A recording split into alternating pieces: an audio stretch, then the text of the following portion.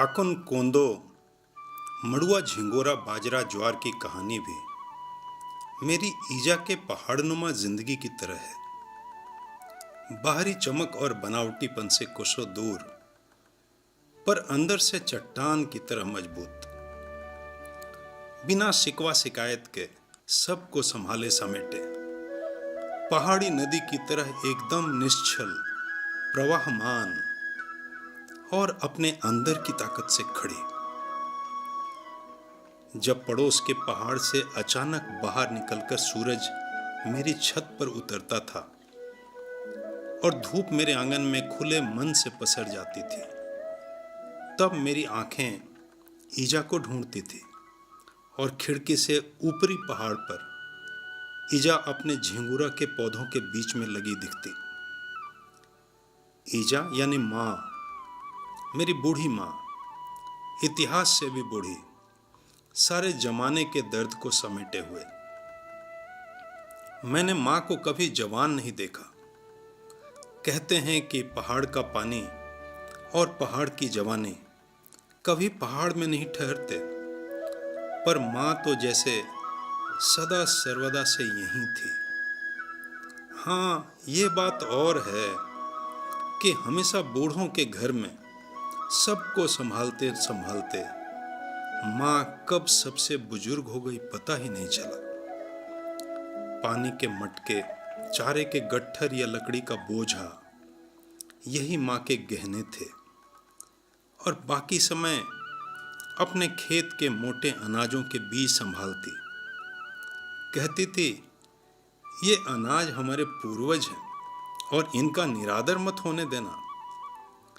कहती, जहां कुल देवता, कुल परंपरा और पूर्वजों का निरादर हुआ, वहां सुख शांति नहीं ठहरती। उसकी बातें मेरी समझ में कभी नहीं आई।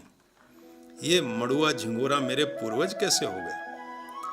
पर ईजा ने वही मोटे अनाज खिला खिला कर मुझे एक दिन पंतनगर में खेती पढ़ने पहुंचा दिया, जहां जाकर उसकी सारी बातों का सार समझ में आने लगा। तब समझ में आया कि बाकी बच्चों से मैं इतना अलग क्यों हूं? क्यों कभी थकता हांफता नहीं? खेतों में 2 घंटे काम कर लेना एकदम खेल है मेरे लिए, और स्टेडियम के खेलों में क्यों कोई मेरे नजदीक खड़ा भी नहीं हो पाता? पढ़ने बैठता हूं तो मन शांति से पढ़ने में लग जाता है। जब सब बीमार पड़े हों तो मैं सबको संभालता हूं और सब पूछते हैं, तो किस मिट्टी का बना है? तब ईजा की बात याद आती है। भुला, मिट्टी तो सबकी एक ही है, बस इसकी खुराक खराब हो जाए तो आदमी हारने लगता है। फिर अपने काकुन कोंदो मड़ुआ के सहेजे बीजों को दिखाकर कहती थी, यही मूल है भुला, अपने पूर्वजों का आशीर्वाद है, इसे मत भूलना, इससे ये लोक और परलोक दोनों सिद्ध हो जाएंगे।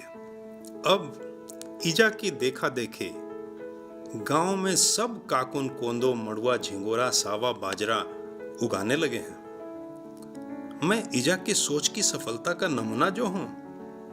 ये बात और है कि अब भी गांव में सबको मेरी climate resilience, micronutrients, dietary fibre content और लो ग्लाइसेमिक इंडेक्स के सिद्धांत थोड़े कम ही समझ में आते हैं। सब ने ईजा को देखकर अपना विज्ञान समझा है। ऐसे ही है अपने मोटे अनाज, मेरी ईजा की तरह। याद रखिए, ये अपने पूर्वज हैं, इनसे दूर रहकर सुख शांति नहीं मिलेगी।